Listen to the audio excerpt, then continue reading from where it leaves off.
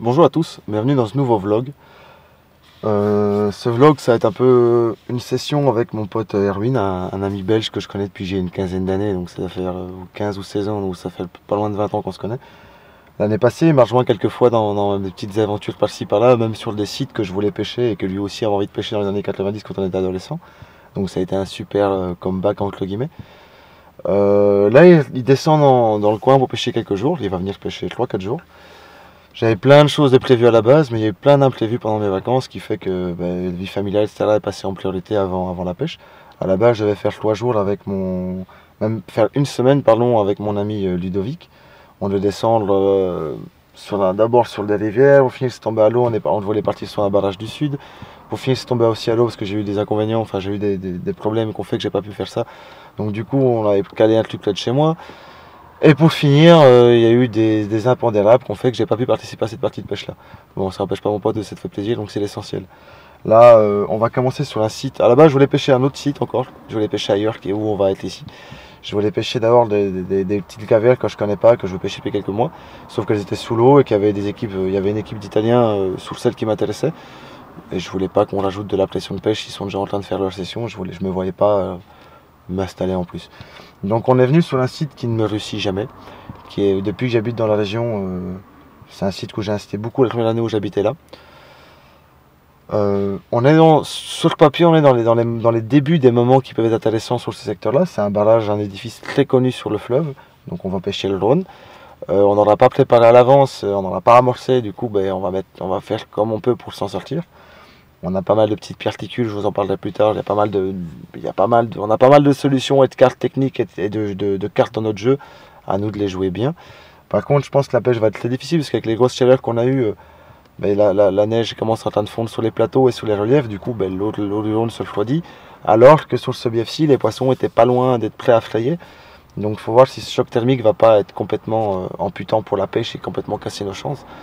Maintenant, je pense que depuis qu'on est arrivé, on a quand même vu un peu d'activité sur la surface. On a vu quand même pas mal de poissons. J'ai un ami, d'ailleurs je remercie Quentin pour son soutien. J'ai un pote à moi qui habite à côté, qui est vraiment, c'est son jardin quoi. Et donc il voit ce qui se passe. Il me dit que ça fait quelques jours qu'il voit des poissons, de plus en plus d'activité en surface. Après il y a une équipe d'étrangers, d'Allemands qui sont déjà en action de pêche, qui sont dans la zone en stand-by avant le plateau où je vais pêcher. Et là on va se concentrer je pense sur un plateau qui est la flayère principale de ce bief. Parce que je pense qu'il y a des poissons qui vont commencer à y venir, même si c'est pas pour les flayer tout de suite, ils vont commencer à venir prendre la température et à manger les œufs des plus petits poissons. Donc je vais voir dans les différents repérages si je trouve quelque chose ou pas. L'inconvénient du secteur où on va s'installer, ça nous donne des super axes de pêche. Par contre on est le long du national, donc du coup pour discuter c'est un peu compliqué. Pour parler à la caméra avec le micro c'est très compliqué à cause du nombre incessant de voitures qui passent. Donc peut-être je ferai d'autres points comme ça assis dans la voiture, mais bon c'est pas un décor très agréable et un environnement très agréable. Donc peut-être je ferai ça en fin de partie de pêche. Sur un secteur où il n'y a pas de voiture, toujours sur le même site mais ailleurs, pour pouvoir discuter plus facilement et expliquer ce que j'aurais mis en place pendant les plus des jours qu'on a devant nous. Donc voilà quoi, on va voir comment ça tourne. À mon avis ça va pas être simple l'histoire, mais quand c'est facile c'est jamais agréable. Donc on verra.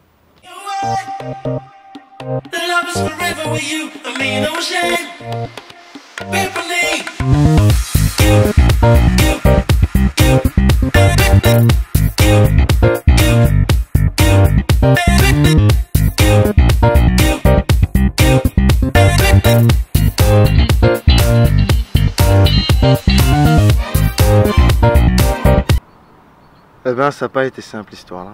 C'était dommage pour mon ami Erwin qui m'a rejoint 3 jours. On n'avait pas du tout prévu de pêcher ce barrage du fleuve et du coup on a quand même pêché ici puisque ça lui plaisait bien et que c'est un site assez connu et historique du coin. Que dire d'autre que ça a été très difficile. C'était bien parti au début quand on est arrivé sur place. Les chaleurs ont fait que les poissons ont gagné vite fait un grand plateau qui est très connu sur ce secteur là. Et tout de suite dès qu'on y est arrivé on a vu des poissons. Il commence à avoir des petits poissons qui commencent à frayer, des poissons de 1 à 3-4 kg.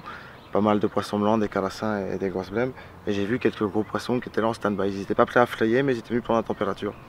Du coup on a vraiment pratiqué avec Erwin une pêche d'équipe, comme on avait mis 3 cannes chacun à l'eau, qu'on avait un grand plateau devant nous avec quelques obstacles qui étaient difficilement franchissables, donc on pouvait pêcher les périphéries, le plateau sur la gauche qu'on avait, Et sur la lotte, on avait le tombant du plateau qui tombe vers l'édifice, vers le barrage, etc. Donc vraiment, on a plus d'eau. Et en plus, il y avait un angle de mur qui donne une structure dure en béton qui sort un peu du contexte. Donc on avait quand même beaucoup de choses différentes à pêcher. Donc du coup, on s'est étalé. Et pareil pour nos présentations, ça a beaucoup varié. Et Erwin a beaucoup été sur des petits bonhommes de neige, des petites bouillettes, tout à base de live system en équilibré, parfois un montage t-shirt, parfois un montage sur le fond, parfois une graine. On s'est tout le temps consulté. Pour ma part, moi j'ai commencé avec que des pop-up sur mes 3 cannes en acide pire pour le démarrer, sur des tâches de microparticules. On a beaucoup utilisé ceci, on a utilisé quasiment que ça. On avait un peu de maïs avec nous, mais des petites quantités pour pêcher le fleuve, une dizaine ou une quinzaine de kilos. On avait peut-être 5 ou 6 kilos de Tiger entre XXL et mini Tiger. Et par contre, on avait beaucoup de particules mixtes et des bouillettes. Et des bouillettes, pareil, on a utilisé une quinzaine, une vingtaine de kilos. Donc c'est aussi très peu pour une pêche de fleuve où il y a vraiment beaucoup de poissons et qu'on est deux à pêcher avec 6 cannes à l'action de pêche. Et pour le démarrage, comme justement on n'avait pas amorcé à l'avance et que c'était une pêche spontanée, que c'est sur le fleuve, j'utilisais des particules mixtes. C'est un mélange de graines secs où il doit en avoir une douzaine entre une quinzaine, du chenevis, du big meat, de l'avoine pelée, non pelée, du quinoa, différentes graines. C'est assez riche, des tout petits pois aussi. On les trempe entre 6 et 12 heures, on les ébouillante et une fois qu'on a stoppé la germination du chenevis, entre un quart d'heure et 20 minutes maximum, on se retrouve avec des super micro-graines qui sont très riches et très complètes. Et en laissant pas trop d'eau dans le seau dans lesquels on les conserve, ça crée une sorte de lait très traçant. C'est vraiment un bon produit. Et que la façon que je les utilise, c'est très simple. Je prends une grosse proportion de ces mini-graines. Je prends une proportion de bouillettes de live system que je casse en différents morceaux pour avoir des différents types de tailles. Pour avoir une différente taille de morceaux et de proportions de morceaux différents. Et aussi pour que l'eau rentre beaucoup plus longtemps puisque je les place dans mes graines en fait. Et je les laisse se gorger longtemps, longtemps entre 24 et 48 heures avant de les utiliser dans mon mélange en fait. Comme ça se gorge bien dedans. Et je trouve que ça crée un bon lien entre les bouillettes et les graines parce que justement l'eau rentre dedans, donc ça sent un peu pareil que les mini-graines, c'est un peu le même goût. Et en plus pareil, les additifs de live system sortent un peu et se mélangent avec les graines, donc ça crée un lien entre les deux. Je trouve que c'est très bien pour le démarrer un coup et starter les poissons. Quand on jette des bouillettes comme ça, c'est aussi pour ça que je les ai beaucoup nappées, beaucoup côté, quand je dis des bouillettes pures, c'est toujours pour justement que ça aille plus vite. Il faut ce basculement et comme là on avait 3 jours devant nous et que c'est une pêche de fleuve, ben oui, il y a plus facile d'essayer de prendre un poisson avec une flottante ou avec 2 grains de maïs, ou avec une tigre ou avec des particules qu'avec une grosse bouillette de 24 quoi. Et donc du coup, on est parti sur cette option en amorçage, en variant les proportions de mini Tiger, le Tiger XXL, un peu de maïs et toujours ces morceaux de bouillette mélangés avec ces particules mixtes. Et on a fait un coup central, comme on pêchait à 3 cannes, moi j'ai fait un triangle et lui aussi on a fait 2 triangles qui se rejoignent. Et à la base des 2 triangles, on a fait un amorçage groupé conséquent, quand je dis conséquent, on a amorcé plus que sur toutes les autres cannes, mais d'une façon de les éparpiller pour que ça couvre une quinzaine, vingtaine de mètres carrés. Et on l'a pêché à 2 distances différentes. Et on a vraiment pratiqué une pêche d'équipe, c'est-à-dire quand je déposais, il me disait où je déposais, il amorçait de la berge certains spots d'une façon plus éparse. On se consultait sur les proportions qu'on plaçait, sur les échages qu'on avait. Du coup, on a pu beaucoup chercher, beaucoup varier à 2. Il y a toujours plus dans 2 têtes que dans une seule. Et avec 6 cannes, on peut essayer plus de choses qu'avec 2. Donc on a vraiment, moi de mon côté, j'étais sur la gauche du côté du plateau. J'ai vraiment pêché quasiment que le plateau. Dans le moins profond, ça fait une arête du moins profond jusqu'à la zone où il y a les obstacles, où ça commence à descendre un petit peu. Et Erwin a pêché pas loin des obstacles aussi, où c'est la fin du plateau, la descente du plateau dans le 3-4 mètres de fond, et une canne dans 7 mètres d'eau qui était beaucoup plus basse, qui était au pied avant l'édifice, et là, vraiment dans la fin de la cassure du plateau. Et on a alterné, moi j'ai commencé avec 3 pop-up pour acide pile sur chaque canne pour le démarrer, sur ces mélanges de particules mixtes, donc avec des proportions variées de 500 grammes à 2-3 kg par tâche, parfois plus éparpillé, parfois plus groupé. Et mon mélange, en plus, je fais un mélange un peu particulier quand je fais ce genre de choses. C'est que comme je prends mon mélange de particules mixtes et de bouillettes délavées et trempées dedans, j'en mets dans un autre seau, j'en place la proportion que je veux, le nombre de pelles que je veux, c'est bien que les pelles concernent plus ou moins des doses. Je fais idem avec des Tiger Nuts pour qu'il en reste un petit peu, que les poissons blancs ne mangent pas toutes les mini-graines et tapent dans les bouillettes et qu'il me reste rien après quelques heures. Je mets quelques Tiger, un peu de maïs. Et après, ce que je fais, je vous en ai déjà parlé, c'est de l'instant spot. Je mets une pelle ou deux pour assécher le reste de liquide qu'il y a dans mon mélange de graines. Et je laisse ça tremper un petit peu, souvent 1 heure ou 2, 2 heures, 3 heures peut-être. Et après ça coagule un peu, comme c'est très féculent et très traçant, ça tendance un peu à coller, à faire un peu de l'agglomérat.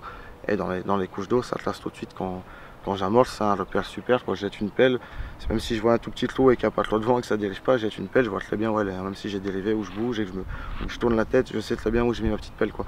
Donc j'ai fait ce genre de choses pendant 24 heures. Erwin de ce côté avait pêché une canne à la graine et 2 cannes en bonhomme de neige, très petites tailles, donc vraiment aussi l'instantané rapide. Ça n'a rien donné du tout, même pas un blanc. Le lendemain, j'ai essayé des pop-up de différentes tailles sur des montages plus agressifs.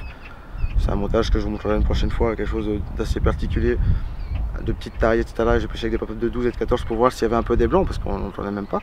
Donc du coup là j'ai fait un blanc qui avait frayé, celui que je voyais la veille d'ailleurs, quand on est arrivé on a vraiment vu beaucoup de poissons se rassembler. Et le surlendemain, moi j'ai pêché, la nuit même, pardon, je pêchais qu'à la canne avec mes 3 cannes. Et lui on a pêché avec 2 cannes en flottante et une canne avec un bonhomme de neige, non avec une bidance. Donc on a fait que varier comme ça. Ça n'a pas marché. À la fin, moi la dernière nuit où Erwin était là, j'ai pêché avec des grosses bites 24 que j'avais laissé tremper dans mon jus de graine pendant plusieurs temps. Ça durait peut-être une quarantaine d'heures je crois. Elles étaient encore relativement fermes, mais on sentait qu'elles avaient pris 2-3 mm de flotte en elles. Je les ai léchées avec un petit grain de maïs pour pas que mon stop passe à travers, parce qu'elles sont quand même bien ramollies. J'ai mis un petit grain de maïs en tricheur. Je les ai enrobées de pâte toutes prêtes de Life System. J'ai fait ça sur 2 cannes. Et une canne, j'ai mis une 18 dans le même principe, aussi délavée avec un petit grain de maïs pour pas que mon stop passe à travers. Et j'ai aussi mis de la pâte crue, un petit stick, et j'ai amorcé très peu. Comme on avait amorcé assez fort, toute l'eau pour son gardien, on ne s'est pas évadé, mais on a quand même mis beaucoup de nourriture dans l'eau. Vu que ça déclenchait pas quelque chose, mais j'aime bien quand ça se passe comme ça, et aussi un peu par la force des choses, raréfier les offrandes de nourriture pour éviter justement de surenchérir sur son spot pour rien. Et aussi parfois parce que c'est bien quand on laisse mourir un coup, si les poissons ne sont pas vraiment rentrés spontanément dedans et qu'ils font que piocher, chaque fois qu'on remet de la cam, on surenchérit, et ce jeu de piochage peut durer très longtemps avant que ça prenne votre lèche, quoi. Donc j'ai mis moins de nourriture pour essayer que ça optimise mes chances de touche. On a fait ça quasiment sur toutes les cannes avec des différents amorçages. La dernière nuit sur une de ces flottantes, lui par exemple a mis que des pellets CSL, des petits pellets live, des choses comme ça très végétales qui fondent très vite et qui étaient boostés, juste une petite tache. Alors que d'autres cannes étaient pêchées juste au spot avec des tout petites bouillettes, etc. On a vraiment varié. Moi de mon côté, j'avais essayé que ces gros appâts, j'ai mis qu'un stick et une pelle de microparticules et terminé vraiment pour essayer d'optimiser. Il s'est non plus rien passé. Pourtant on a vu des beaux poissons bouger, etc. On avait la niaque, on avait vraiment envie que ça se passe. En plus on a eu une bonne taille de complicité où je déposais, où il amorçait sur mes dépôts, on se consultait bien. Il y avait vraiment une bonne synergie, tellement bonne que j'ai envie d'y revenir, je crois. Et j'ai eu l'occasion d'y faire une nuit de plus quand Erwin est parti. En plus j'ai pris un bon orage sur la tête, etc. Donc c'était vraiment, tout était bon pour que ça fonctionne bien. J'ai vu quelques poissons bouger, etc. Et il ne s'est rien passé. Et cette nuit-là, j'ai pêché avec aussi des billes délavées de 24 et avec une petite pop-up Golden Spice plus. Donc c'était très flottant. Celle-là, il ne faut pas mettre un morceau de liège comme vous avez vu dans le premier vlog, c'est pas du tout le principe. La marlée, qu'elles étaient gorgées, elles étaient super équilibrées avec un double X White Gape numéro 1 de chez Corda. Donc ça flotte à mort. Pas besoin d'aller plus loin, pas besoin de chipoter comme j'ai déjà fait dans le premier vlog. Et j'ai essayé ça sur mes 3 cannes, avec des sacs solus pleins, avec des gros laisses comme il y avait du vent et compagnie pour que ça tienne bien en place le temps. Parce que je ne dépose pas aussi souvent que quand je lance du bord, donc ça pêche 10-12 heures si ça bouge pas. Et il s'est rien passé non plus, quoi. J'ai arrêté de pêcher ce midi et rien. Donc du coup, comme j'ai vu des beaux poissons et je sais que c'est une question de temps, même si la fonte des neiges a refroidi l'eau du Rhône et du coup a casser un peu cet élan de fray et de rassemblement sur ce plateau, je pense qu'il y a un coup à jouer, j'ai envie de le jouer parce que ça m'énerve. Ça fait 11 ans que j'habite ici, c'est une eau que j'ai pêchée quand je suis arrivé ici en 2007. Ça ne m'a pas réussi. J'ai dû me battre comme un lion pour une fois prendre un peu des poissons et pas des monstres en plus. Donc du coup, à m'éviter, mais là à chaud, en ayant plié, en étant capot, ouais j'ai envie d'y revenir un peu et de voir un peu comment ça pourrait se passer parce que ça m'a énervé un petit peu quand même.